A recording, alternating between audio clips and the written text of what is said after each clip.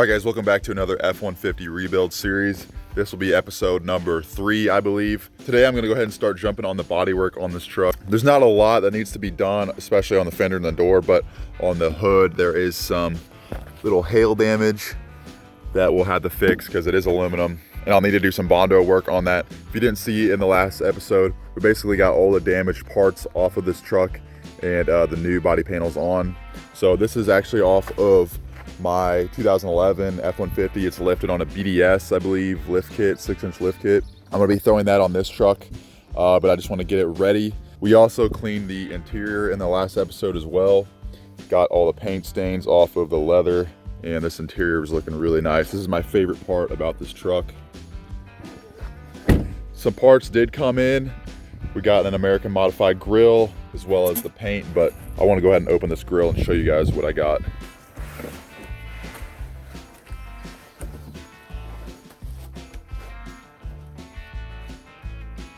All right, so this is what I got right here.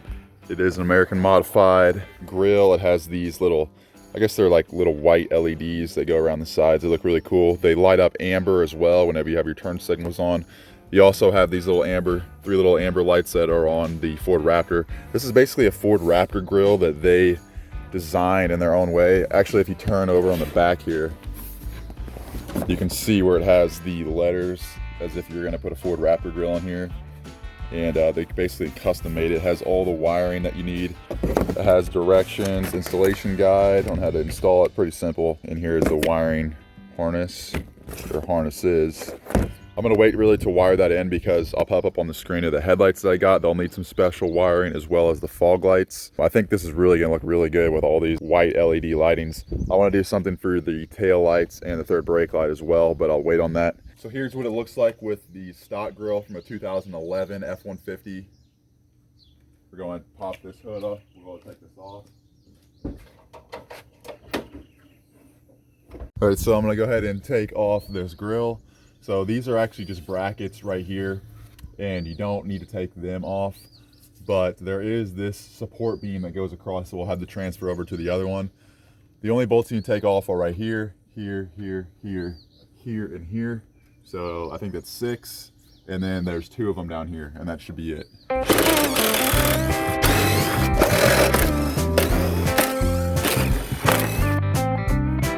So I went ahead and popped off the old grill. The camera wasn't recording, but there looks like to be 5 little tabs that clip in here, and you just basically pop the old grill off. I think mine was a little bit damaged over here, so it was broken, these tabs. And it looks like only one of them didn't get broken. So we need to get all these little plastic pieces out of here and then also put the little metal clip back in this one.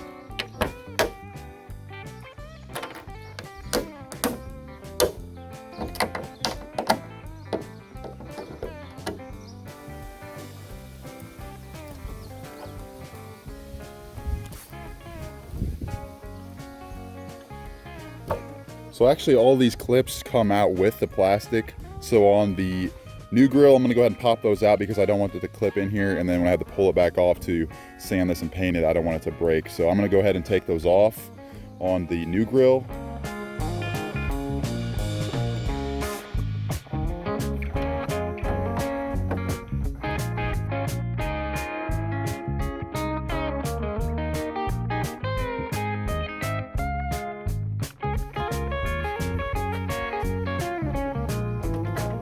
All right, and there it is with the new grill.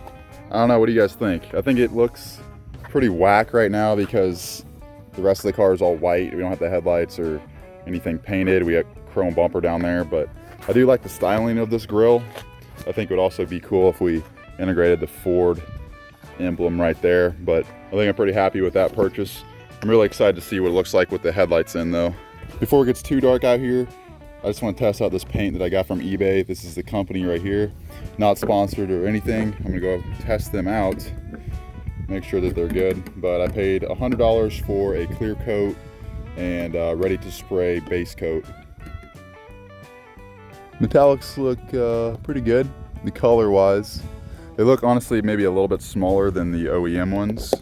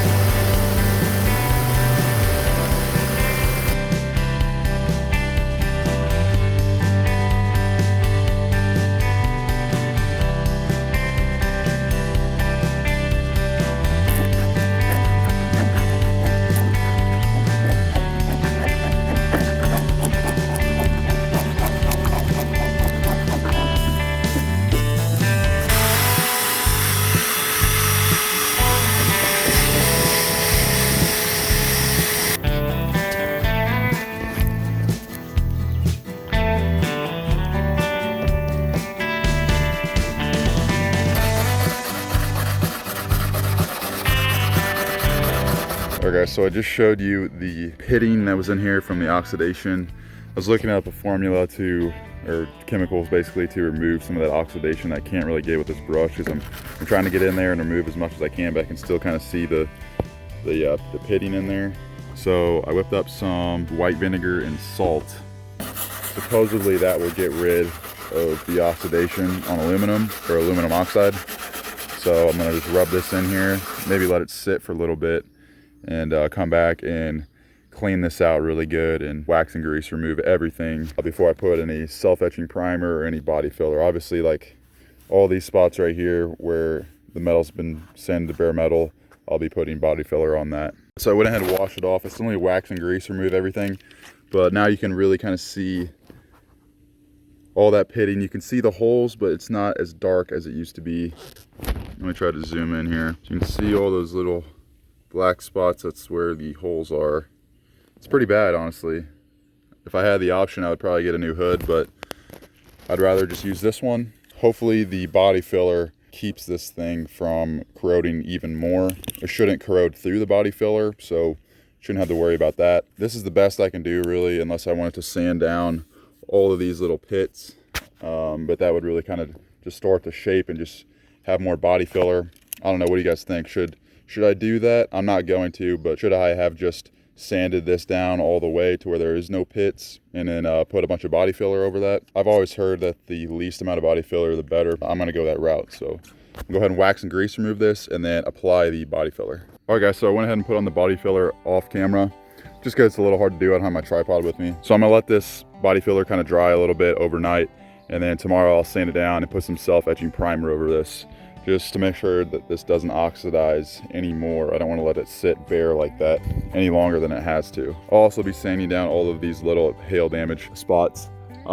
There's some little ones that I noticed that were up here, but I think that those will probably honestly be sanded down and filled in. When I prime this entire hood, it's gonna fill all that in. So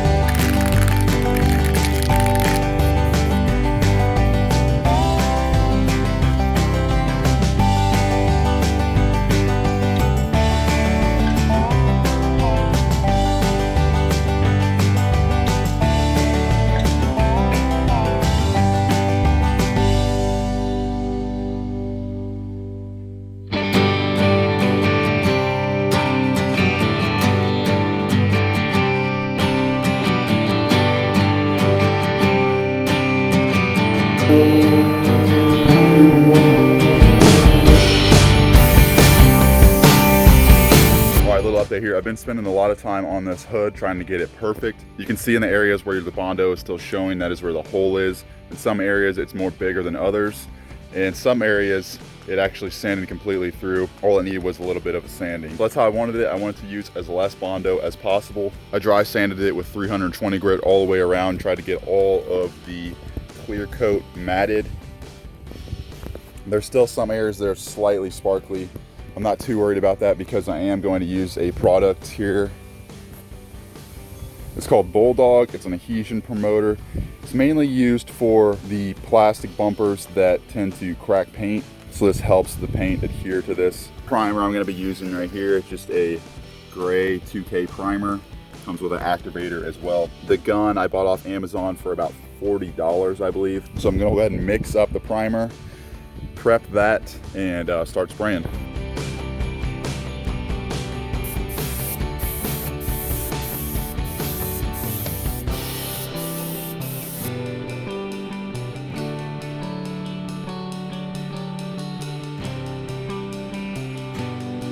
Got it all primed up. This is my first time using that gun and actually using a automotive spray gun before. So it didn't turn out like perfect, but this is just a primer. It is gonna get sanded down, so I wasn't too worried about it. But as you can see, there are like these little chunks right here. I think the can got hot, or something happened in shipping. It could have been a defective thing, but I shook that can very well. I stirred it for a long time, and I was still getting those like little chunks of like dried paint. I went ahead and just sprayed it thinking I could just sand this down, but I'm gonna have to contact that company I bought the primer from and see if I can get a replacement, because I want to continue to use it. This stuff does seem very tough. As you can see, I can like scratch this and it won't even make any marks, and this is only after about 30 minutes of drying. All right, so while I have the hood drying, this engine is running just a tad bit rough, and I want to do spark plugs on it. So these are the ones I got. They're NGKs. I believe they're 1 step colder. I also got some of these PCV valves. There's 2 of them on this engine, because I was noticing a high oil pressure sign when the engine was warmed up at idle. I also got an oil pressure switch as well. I believe that issue is because of the aftermarket oil filter. I got a OEM oil filter, so when I change the oil and everything, I'll go ahead and install that. But for now, let's go ahead and do spark plugs and PCV valve and see how this thing runs.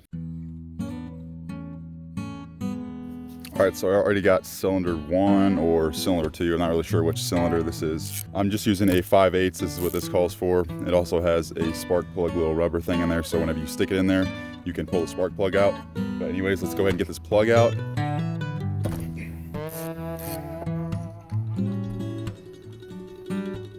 Actually, it doesn't look that bad.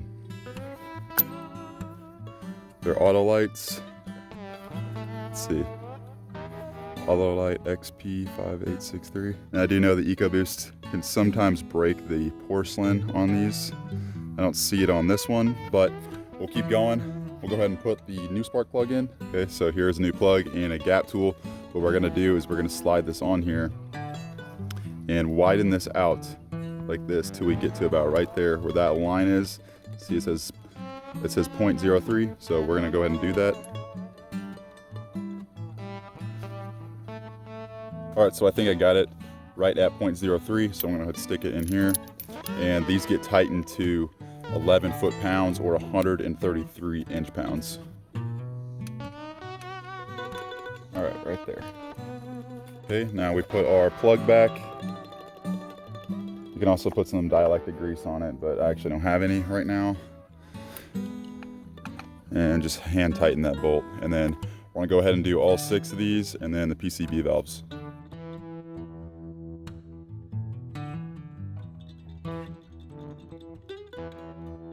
So all the plugs are in, as well as the coils. They're all torqued back to spec. Everything's all plugged back in. Here are all the old spark plugs. They don't look terrible, but you can tell that they are quite dirty, so they're probably pretty old. It's hard to tell, but all of them are the same. They're Autolite XP5863s, every single one of them. Some of these are a little bit lighter, but they are the same exact thing.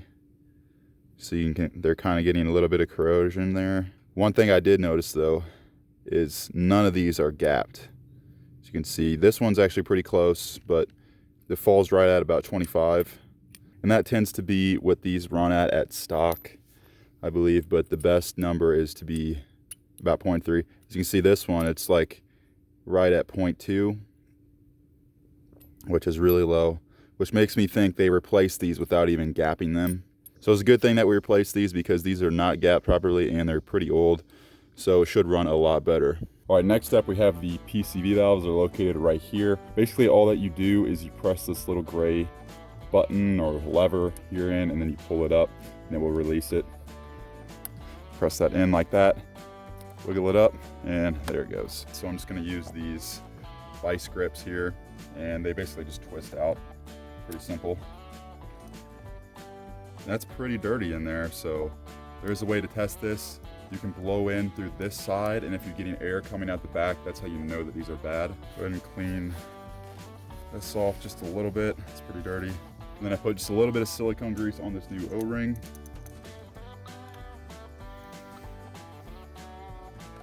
And then it just clips in just like that.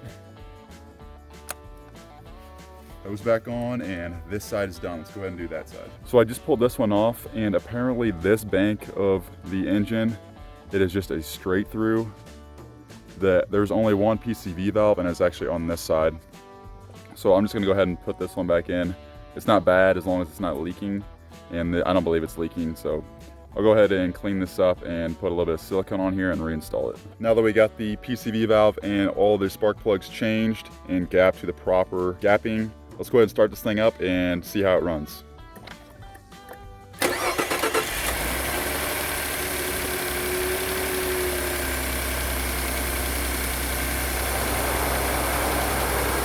Okay, so it's starting to idle down. So you can see the motor is completely still. It's running a lot better now. Before, you could kind of tell there's a little bit of something. It wasn't like crazy, but it just seemed like something was off when you would look at the motor. But it sounds perfect. It sounds just like before. It's just a lot more smooth. And I think that's because the spark plugs were old and they were gapped incorrectly.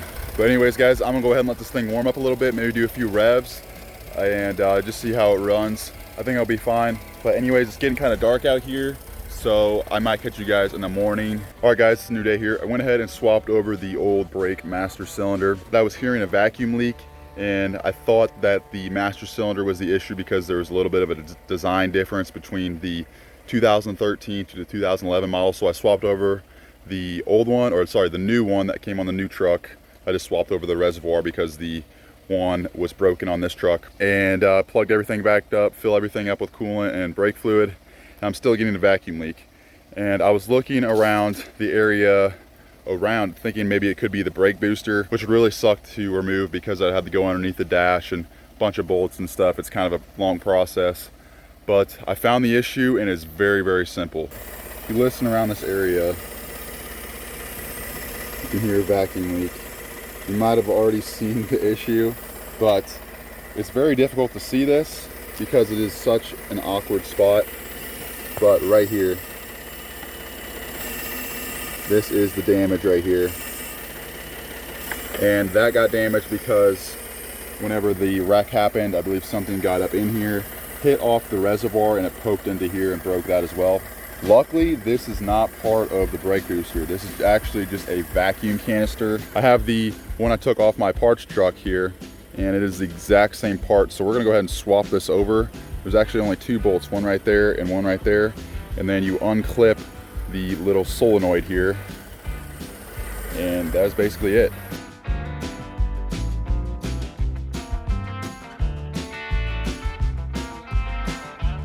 Out with the old. You can actually hear the piece in here. So this is probably causing the engine to run a little rough too, because this is a pretty big vacuum leak. And here is our new one.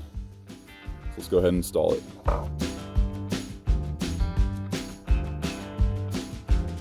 So that's probably one of the easiest things I've done on this truck. Now let's go ahead and start it up and see if this motor runs even better.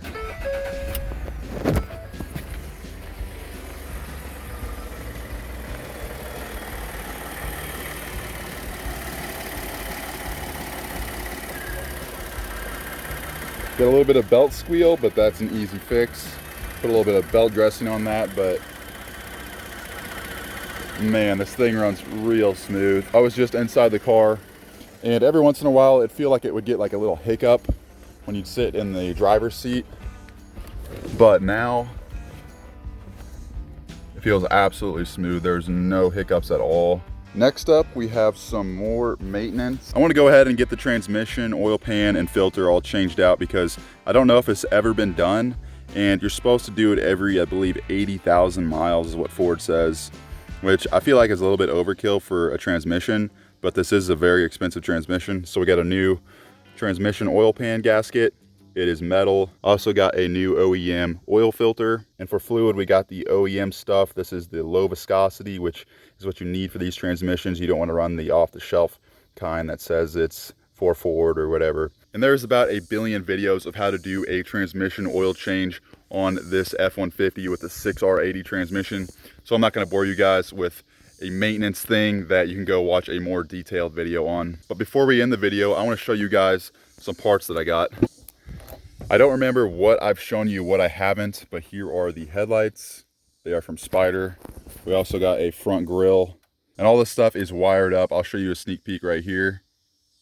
I also made these custom fog lights as well. A video on that will be coming very soon. I had to do a lot of work to kind of make those fit. But anyways, guys, thank you guys for watching.